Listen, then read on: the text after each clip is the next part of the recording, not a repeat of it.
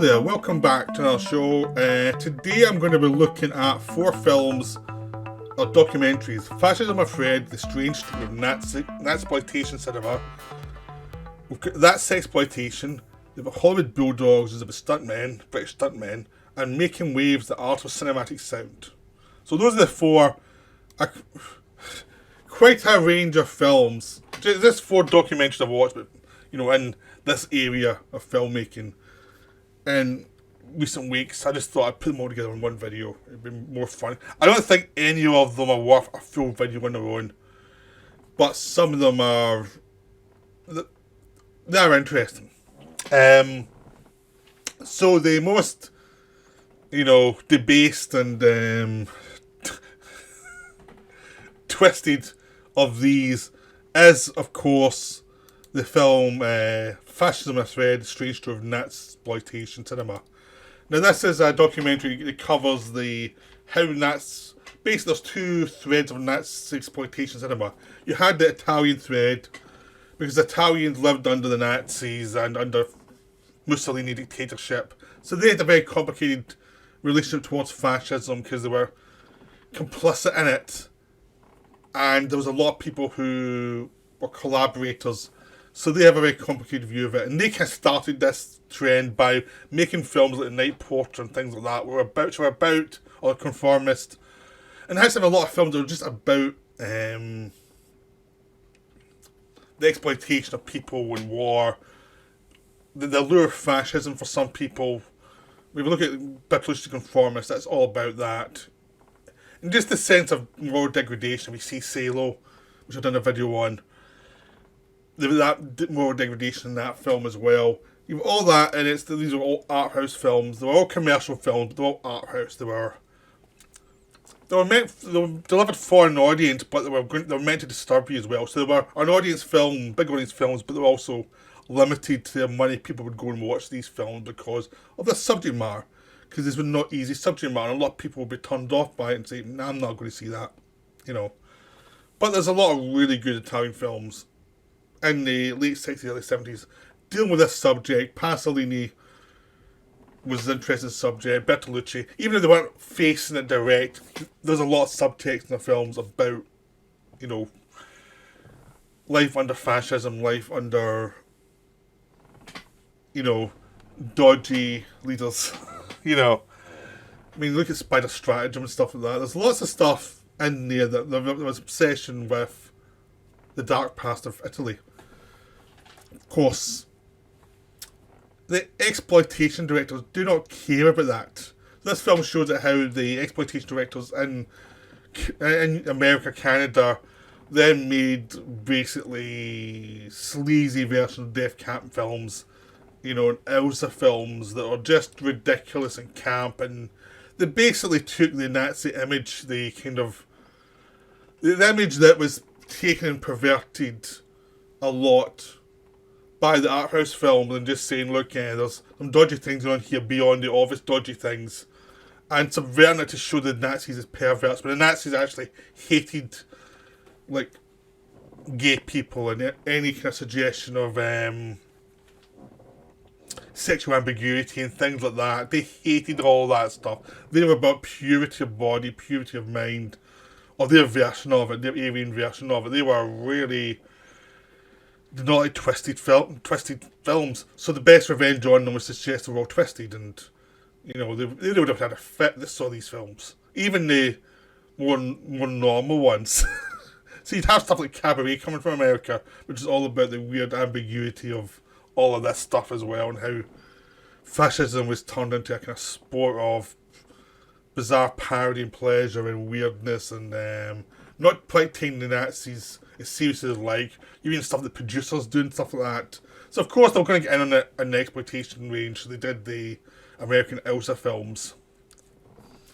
Then of course the Italian exploitation side of things got into this, and they made some real trash, some really dodgy films, SS Experiment Camp, just full on, films with sadism, sex, violence, viciousness, completely deplorable films that the directors somehow feel proud of.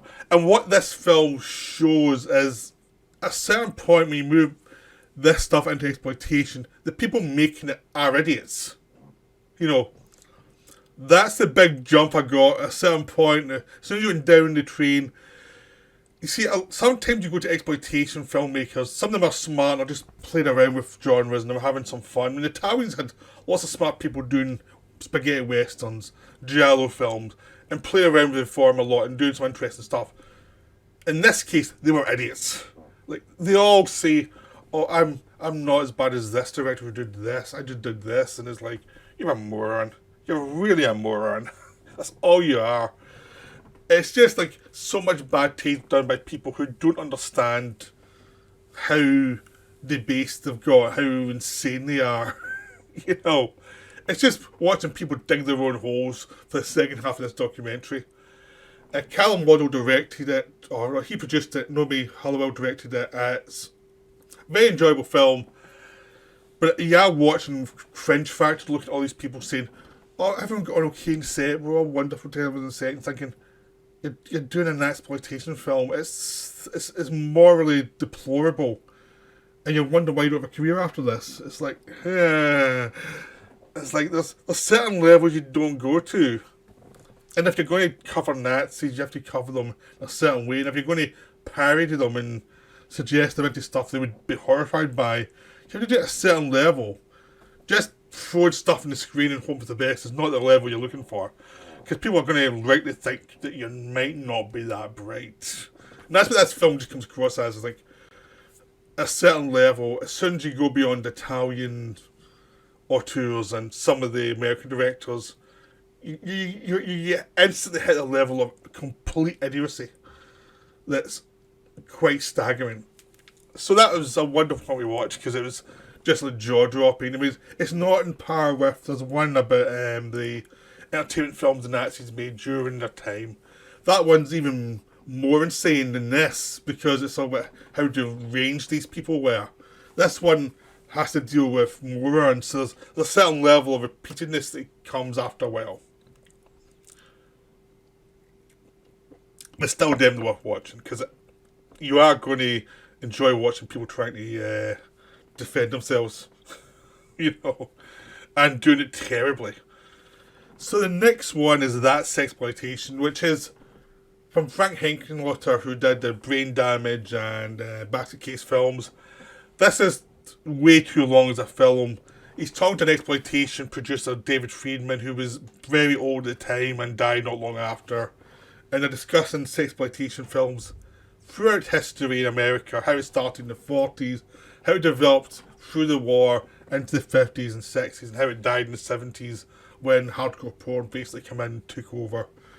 And it's just the development over time is how these fads started and stopped, and how certain films made a lot of money that no one ever liked to talk about, because the way basically a lot of these merchants got all their debauchery in a film during the Hays Code era was to say it was a social message film, to say do not do this, and then they'd throw everything at the screen as possible, stuff like abortions and all the rest of it. And it's a really interesting film, and it's showing you lots and lots of scenes from these films. That's where it kind of falls down, because as a historical thing, it's quite interesting to see all the different scenes, how this kind of industry progressed. As a viewer, it feels like you're getting barraged by all this exploitation again and again, in a way that it's like, it feels like a lot of this stuff could be like deleted scenes from a film. They put all the deleted scenes in. So there's a feeling it's a 70-minute film and the body of a 2-hour epic. And that's the problem with the film.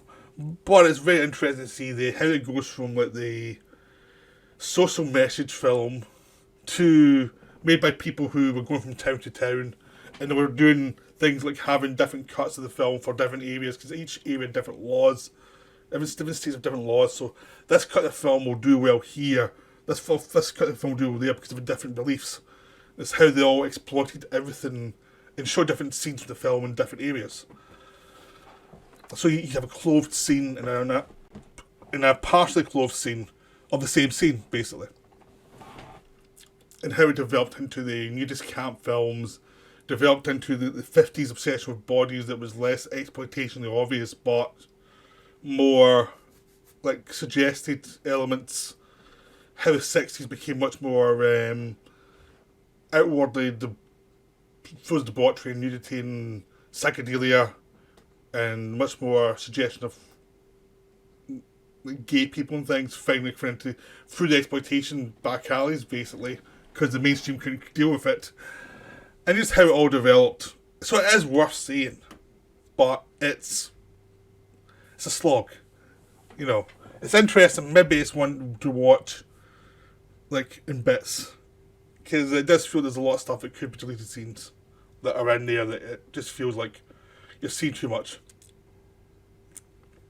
Okay, then we go to the cinematic sound documentary, which is, I think, the weakest of these films, making waves, mainly because the first half's good and the second half's not.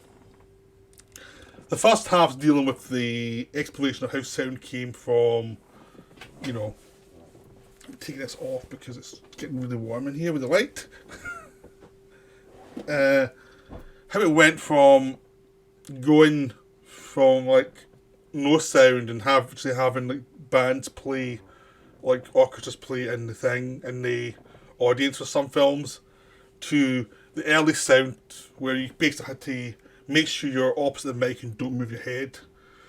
How popular that thing was, how popular it was, so how it had to continue and how it kind of stopped development of filmmaking for a while until they sorted it out.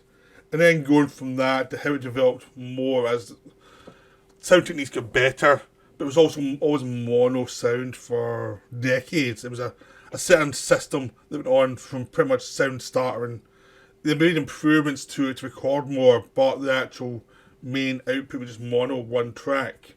And how that developed in the 70s to go towards stereo, which is 2 tracks. And then it went towards 4 tracks with Apocalypse Now. All that stuff's fascinating. All that stuff's really good. Then they come into the modern era, because they've only really got like 45 minutes of good stuff there. And that could have been the whole film. That stuff could have went into much more detail, but all the ways that worked. Instead, they're actually going to, okay, what happened in modern cinema? There's like 7 areas of sound. There's the music, which is 1. There's the dialogue recorded on set, additional dialogue replacement, recovering dialogue that has lots of sound on it that you need to get rid of. So that's 3 areas. And you've got special effects soundtracks, you know. You've got just various other ambience and things like that.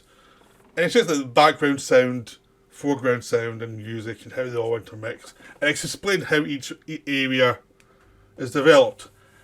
That could have been good if it wasn't populated by a bunch of people yapping about the sound that weren't that interesting.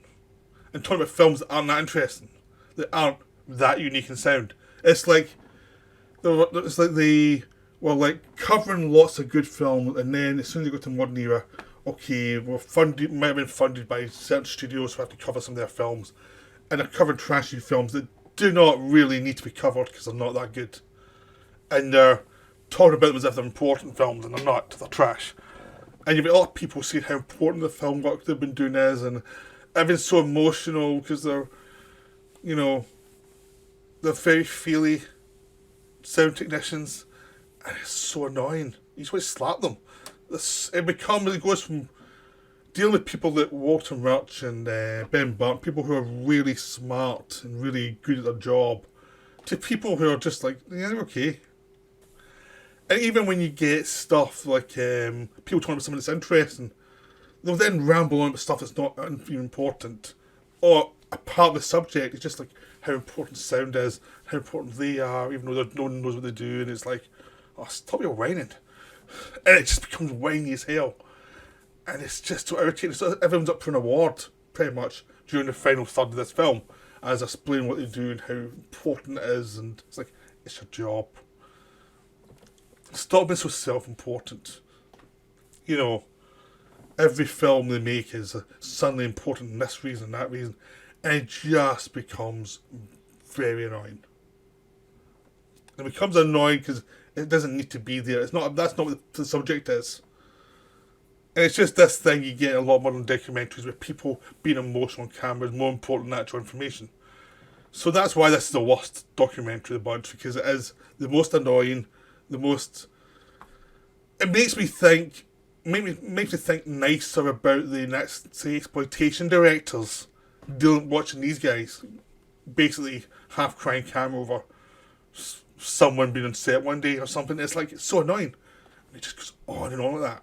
So that one, watch the first half and turn it off because you're getting nothing after that that's any good. It's just mush. And then finally we have the Hollywood Bulldogs, which is talking about British stuntmen and how the stunt area in Britain evolved from basically being guys who it was a part-time job and they'd come on and off other jobs and they'd work in other industries and then come back and do some stunts, and very basic stunts, to people who actually forming a union, developing the stunts for safety, and basically treating it as if it's a proper job, and how that became important in the 70s and 80s, where a lot of films came through Britain, a lot of the big important Spielberg, Lucas films, the films that needed stuntmen all come through Britain, how Britain became an industry then, because they actually took what the Americans industrialised stunt work, but the Britain hadn't. Britain had just a very kind of basic level until the early 70s, when Britain actually took the ideas from America and say, no, we have to unionise it all and make sure everyone's safe and make sure everyone knows who does stunts and what stunts have done, how you can actually say this person's safe, how you can have a mentorship program so that people don't jump too quickly ahead and say you can do something they can't and cause injuries. Because apparently before that, people get injured and that was it. And how certain directors were dangerous because they wouldn't tell stuntmen certain things that was important. And it's just really interesting to let them talk about their area of expertise and what they're doing and why certain things were done. I mean, they're obviously all kind of adrenaline junkies in some way. They obviously all want to keep doing this. But quite a lot of them realise that at some point the luck was going to run out, so they've let them stopped. Some of them don't. But it is interesting. It is an interesting documentary. And some of them get to meet their heroes. One guy's a big John Wayne fan, go to work with John Wayne. Other guys worked on all the Indiana Jones films and all these other films, and developed this craft, and different people did different type of stunts because they were much more expert at it. So it was a case of how Britain went from a back alley stunt area to being a premier stunt area, where a lot of big films now use British stuntmen to run the show because they know what they're doing. So it became the development of that. So it's not the most amazing documentary, but it is a good one, and it's definitely worth seeing if you want to see how the industry evolved and some of the scams that took place, and how it was always a bit cutthroat, even when they're trying to help each other out sometimes, but with safety. So it was definitely an interesting documentary to watch. It's definitely recommended if you're interested in that subject. That's a good one to see how the industry evolved. So I hope you enjoyed this video on these 4 very different documentaries, and I'll be back soon with some more. Bye for now.